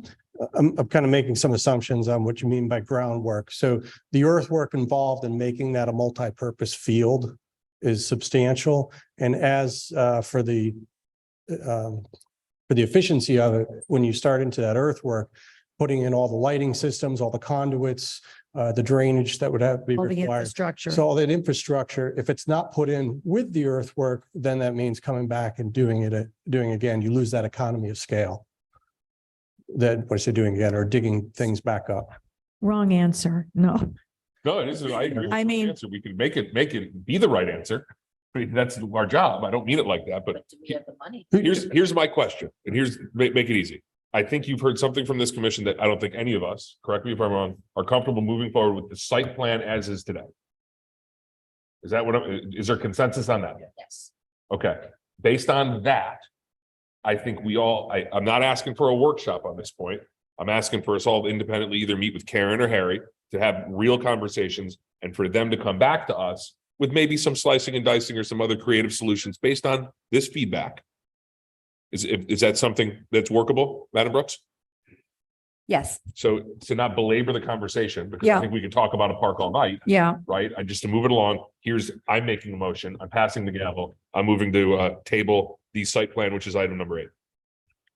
Well, move it. Second. Mr. Kavanaugh, call the item number 8. Commissioner Wasserman, don't we have to do 7 first? I'm 7. tabling 8. We're doing them together. So I'm just moving to table 8. Madam Hayron, is that okay procedurally? Yes. that's Okay, fine. I got the I'm moving to table it. So- Table it. Yes. Mr. Kavanaugh, call. thank you, Mayor. Commissioner Wasserman, Yes. Commissioner Brody, Yes. Commissioner Raley. Yes. Vice Mayor Welch. Yes. Mayor Rydell.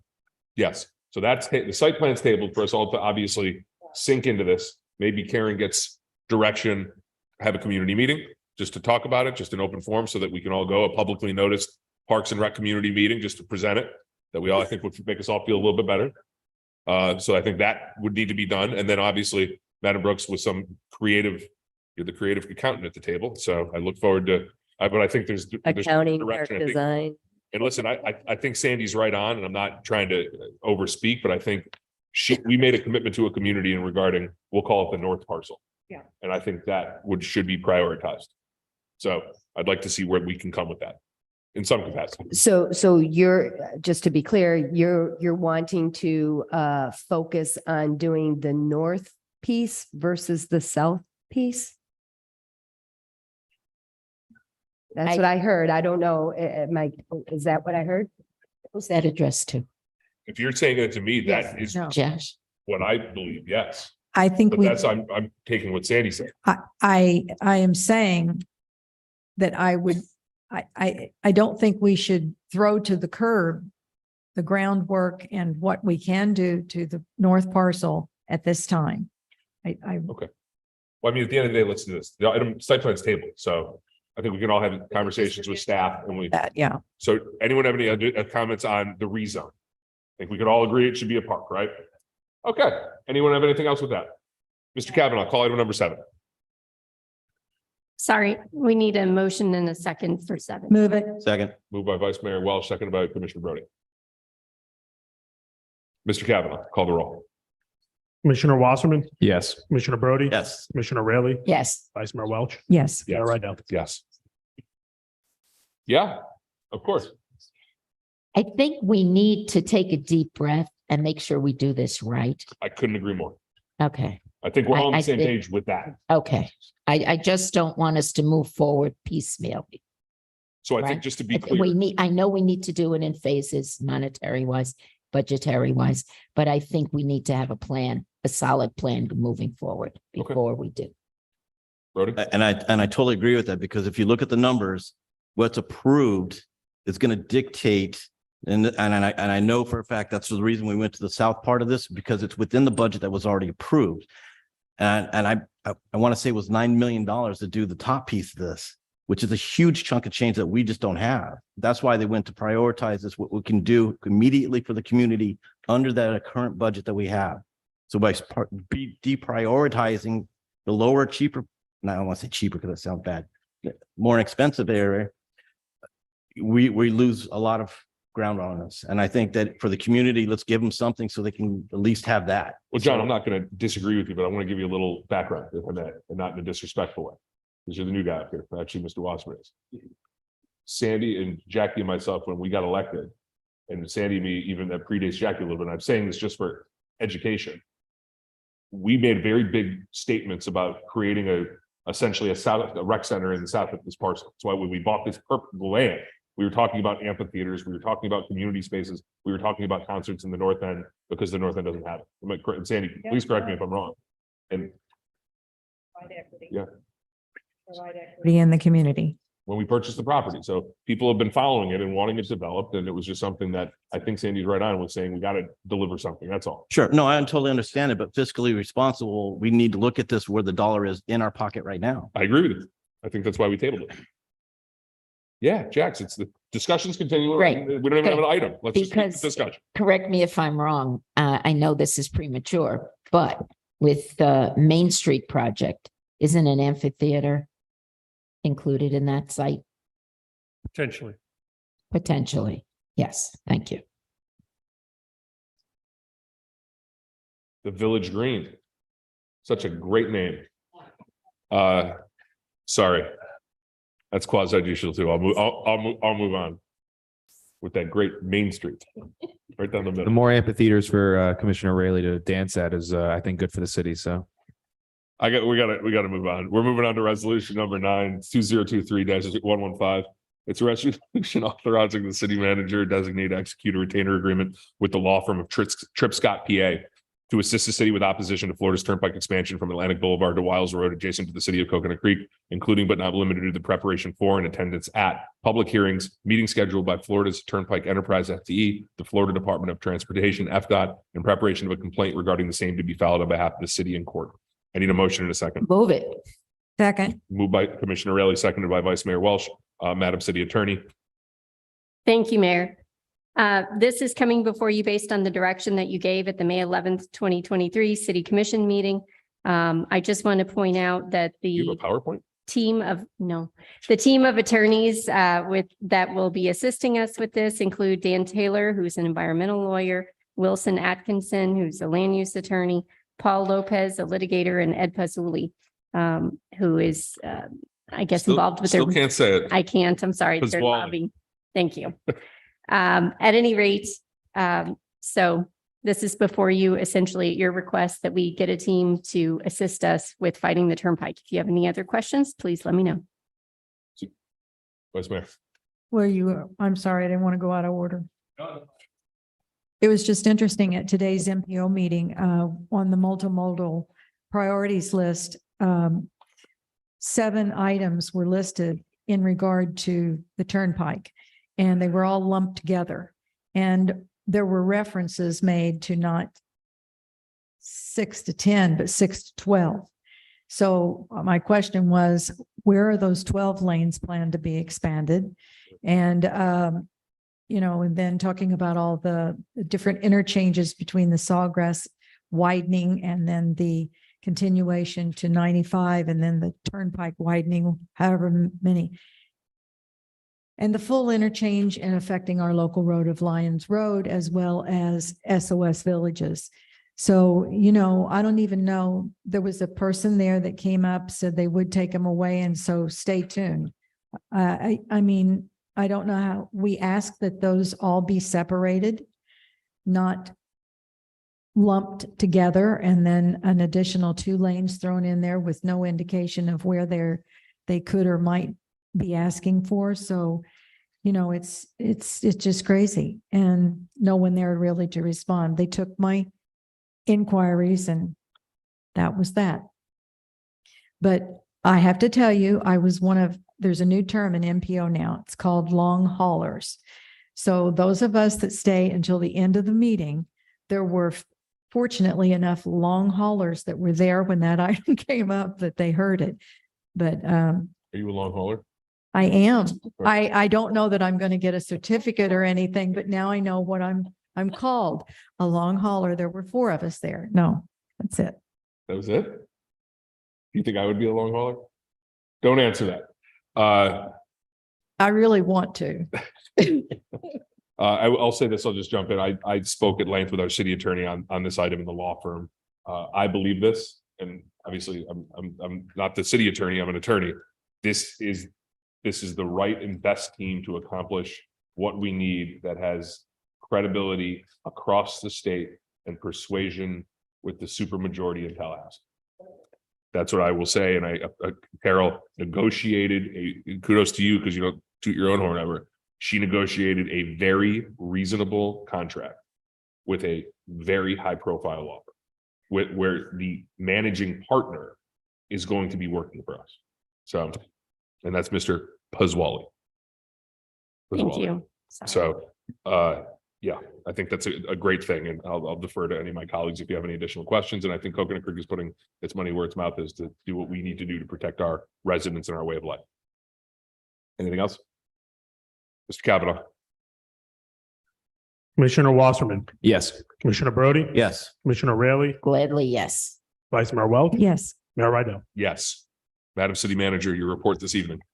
Thank you. Right along the same lines regarding the Turnpike expansion, the city is planning on hosting a small community event at Sunshine Drive Park on June 24th to educate the residents over there about what is coming down the pike, no pun intended. But we have found that, when the Turnpike did have community meetings out there, there were no really complaints from the Sunshine Drive area, which is just unimaginable to believe that that's the case. And we just believe that the community really isn't aware of what is going on. And so we want to do and be proactive and do that community outreach to educate them. And we believe that a picnic similar to what the police department does for communities would be a way to draw them out and give us an opportunity to educate them on what is happening in their backyard and how they can help participate for a better outcome. Thank you.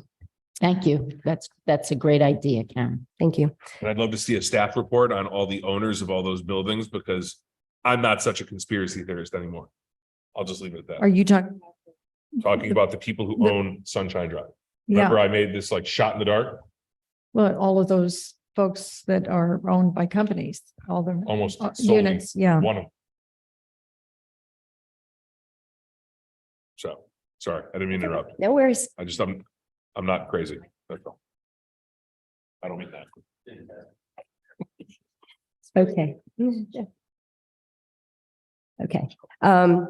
So since the last meeting, I have consulted with our HR director regarding employee surveys.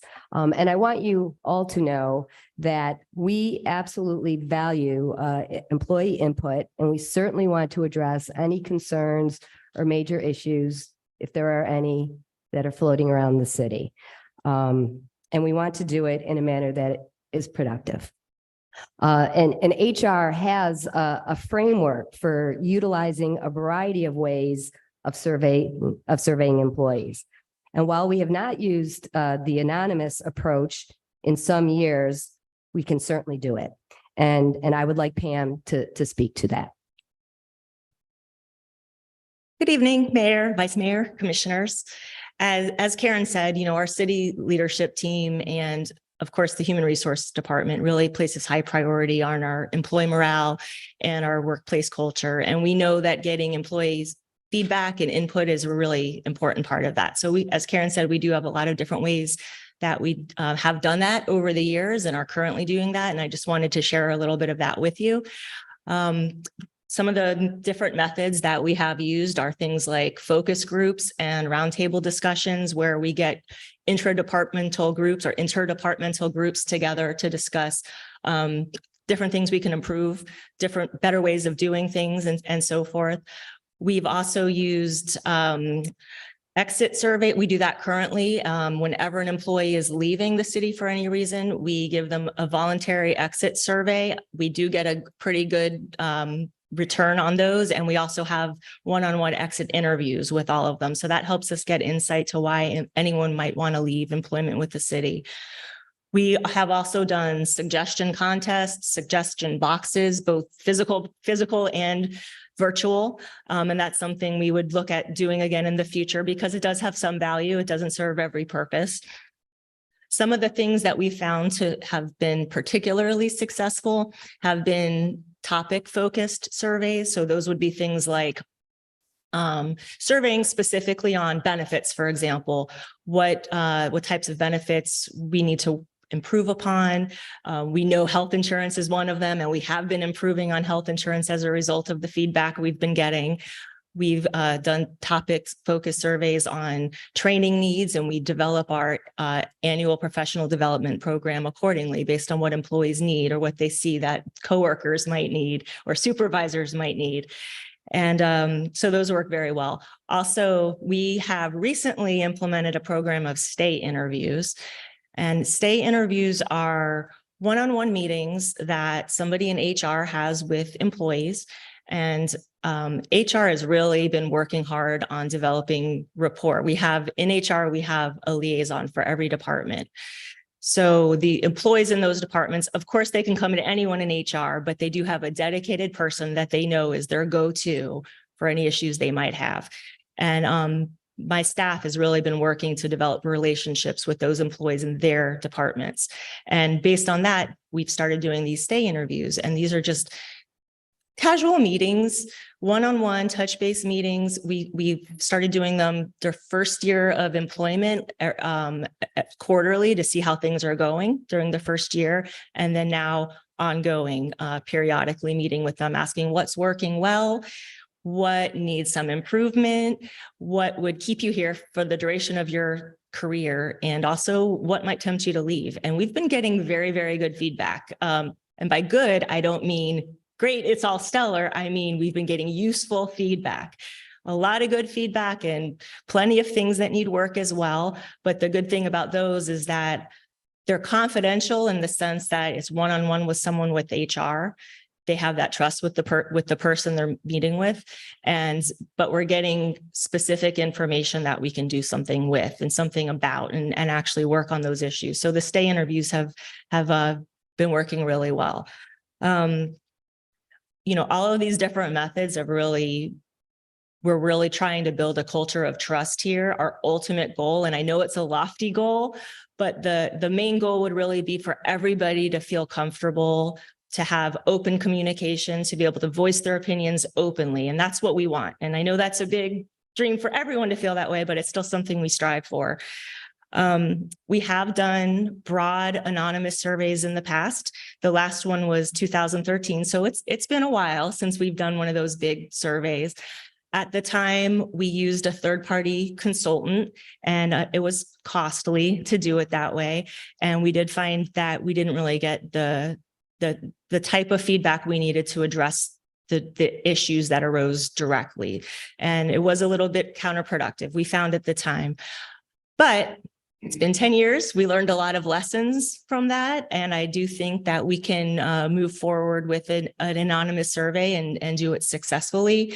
And if that's the direction that we wish to go, then certainly that's something we will do. We can use SurveyMonkey or something to that effect to make it simpler, lower cost, still effective. And that's the plan. So I hope that would work. And of course, I would defer back to Karen and you to discuss it, but that's my recommendation.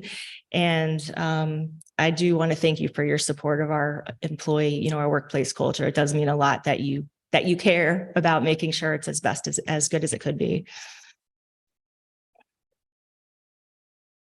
So is that the last thing you're saying? You got other stuff? No, that's it. I mean, what we're saying is that we believe we can do this anonymous survey through SurveyMonkey in a positive way. And so we're good. Okay. So you are doing it or you're not doing it? You're doing it? We are. Okay. Anyone else? I want to say thank you, Pam. Really. The atmosphere of our employees is astounding. It really is. I've never seen a workplace so well run and so, I don't want to say laid back, I want to say calm and efficient. And I'm really very proud to be part of the atmosphere. Thank you. What? Vice Mayor? Okay, thank you. And I just wanted, I know. I just wanted to comment that I think it's extremely innovative about the stay interviews. I hadn't heard about that before. I think that it's a very positive move towards building those relationships and getting some things metrics that you indicated that can be worked on and get some improvements where needed or development. So thanks. All right, so it looks like Mayor. Sorry. Commissioner Wasserman. Maybe making this like an every 10 years, seeing how 2013 was the last time and now it's 2023, maybe making it an every 10-year type of process for the city to look into, to build it in. And we know our 10 years, it's coming, you know what I mean? Something like that. So I guess I wouldn't be myself if I didn't get my 2 cents in, right? I appreciate you guys working with me on this, for my understanding. I get what you're trying to do and what you're doing. I think when we start looking at making pivots and making changes, every company does this in the world. My wife's company does it twice a year. It's not unheard of. It's not the value is there. And I appreciate you going to the effort to go and do it and explain what you have been doing. But I think this will give us a broader view of what is going on. And, I'm going to be pleasantly surprised to see what the answers are on this stuff. So I appreciate your time and effort and everybody work with me and explaining everything that was going on that you've been doing. I think this is just another tool in the tool bag that we can use. Thanks. So I guess the direction, Madam Brooks, is going to be to put forward a survey using whatever platform is cost efficient. And we'll add this to just like the soccer thing we just said, add it as a parking lot item and add it to your updates until we're able to accomplish the delivery of the survey in a citywide capacity. Okay, will do. Thank you. And the last thing I wanted to say is happy birthday. I know your birthday's coming up on Mondays, and I want to wish you a very happy birthday. I appreciate that. You've outed me. Monday. My birthday is Monday. June 12th. I'm a Gemini. True to form.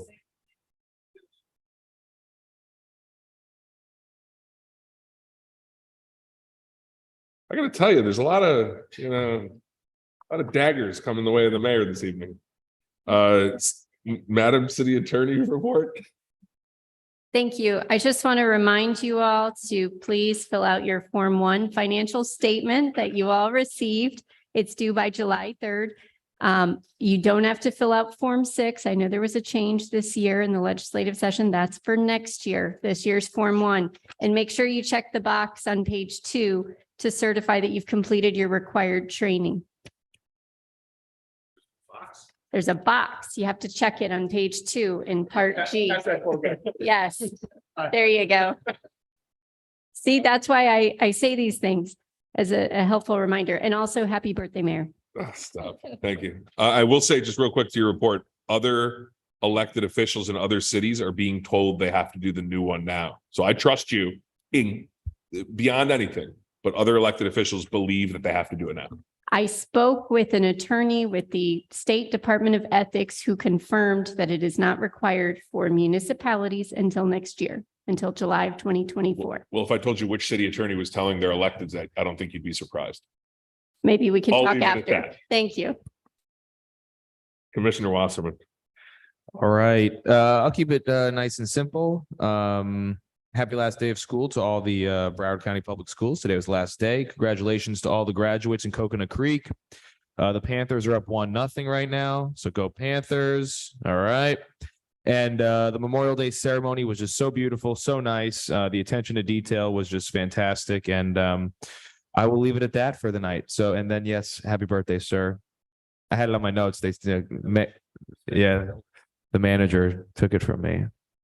It's okay. Commissioner Brody. Yeah, the Memorial Day, I thought the Park and Rec team did a great job stepping up and taking over under that. To me, that was probably one of the better ran ones. And not to take anything away from the generation before me that was doing it, but I definitely saw, it was a lot of really cool things that were in there. And my wife showed up, so that's also a really good thing too, because she's a ghost most of the time. I don't want to get too much into the graduation stuff because I know that's in Sandy's wheelhouse and I don't want to take it away from her. No, but I got to say it was a lot of fun getting in there and seeing these excited students graduate and get on with their life. And it did wear me out though. It was a lot of them. And it was just really good to see the anticipation for graduations and the dollar amounts they were talking about. And I know Sandy will go into detail with that, Sandy and Jackie. But it was an honor to be able to sit next to them and watch these kids graduate from our city. And it was amazing. I do want to bring one thing, and I want to try to get a consensus on this. It was just not something I thought about before, but something that was brought up by Gloria for the Remembering Everyone Deployed program, the RED program. August 26, 2021, we lost 13 soldiers, Marines and Navy, and I think one Air Force. I think I want to throw out there if we could do a candlelight vigil in our Veterans Park that day, and just to memorialize, them and what their families went through during that time. I don't know how anybody else feels about that, but I think it would be a good thing. We can certainly get the information and the packets from Gloria with the candles, the non-drip candles and things like that she uses in these events. But I want to throw it out there to my colleagues and see how everybody else feels about that. Well, like a Parks and Rec run event? It'd be a small one. We just do it at Park and Recs, candlelight wreath, something small, just to do a moment of silence and a reading of the poem that one of these soldiers left to his parents. Would you have any? Okay, I was just going to suggest maybe doing it before a meeting. We could all participate or something like that. I don't know what you have in mind, but you just anything to be able to more. I don't know where August 26th falls on the calendar. Oh, it's a Saturday. August? Yeah. I mean, we could probably do it on the 24th meeting. Yeah. Yeah, I was just thinking something that we could all.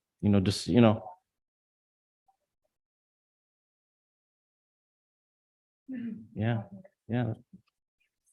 Well, I think we turn it over to city manager and let her kind of come up with it with the Park and Recs team. They're awesome. I don't, John, I didn't, instead of making an independent program with staff, I didn't know if you'd be okay with just before a meeting. Are you okay? I'm good with it. We just need to honor. Okay. And so however we do it, that feels, right for what our city does. That's what I want. Okay. Karen, is that something that we think you do before a meeting? Yeah. Absolutely. We can do that before the August 24th meeting. Wonderful. Commissioner Relly. Yeah, on that same note, if anyone hasn't seen it, there is a program on HBO called Exiting Kabul. And it actually shows what these people have gone through and what our armed forces went through on the ground, trying to take care of all these people that were trying to exit. And it's just heart-wrenching, but it's called Exiting Kabul. And it gives us some insight on what everyone has gone through and during these times. And yeah, go ahead. I don't know if you know this, but one of the guys that was killed during that thing, his brother was so depressed about that he committed suicide. So that one parent lost both kids out of that. So it's absolutely gut wrenching to be able to read these things and to watch it. It's okay. On a lighter note, A&Z Animals did an article on. It's called Under the Radar, Butterfly Capital of the World. They called us a hidden gem. Look it up, read it. They give kudos to the city, how it's run, the staff. It's a wonderful article. It's called A&Z Animals and Under the Radar. So it was great to see Coconut Creek in such a light, but somebody else's eyes. Was wonderful. Is a history of Butterfly World. Yes. Yeah. And also congratulations to the class of 2023, all the graduates. Like Commissioner Brody said, we've been on the graduation circuit. So, and then this morning was Coconut Creek Elementary move up and DARE graduation. And I think what a wonderful program. I mean, I don't want to just seem like I'm giving kudos out lightly. I mean, I'm not. It's just, I got to tell you, these kids and our PD people and to interact it's such a wonderful thing to see. So guys, you guys at the schools do a great job. Thank you. And with the students, what role models. I also want to thank our PD and especially the 3 officers that came in and saved that gentleman from suicide.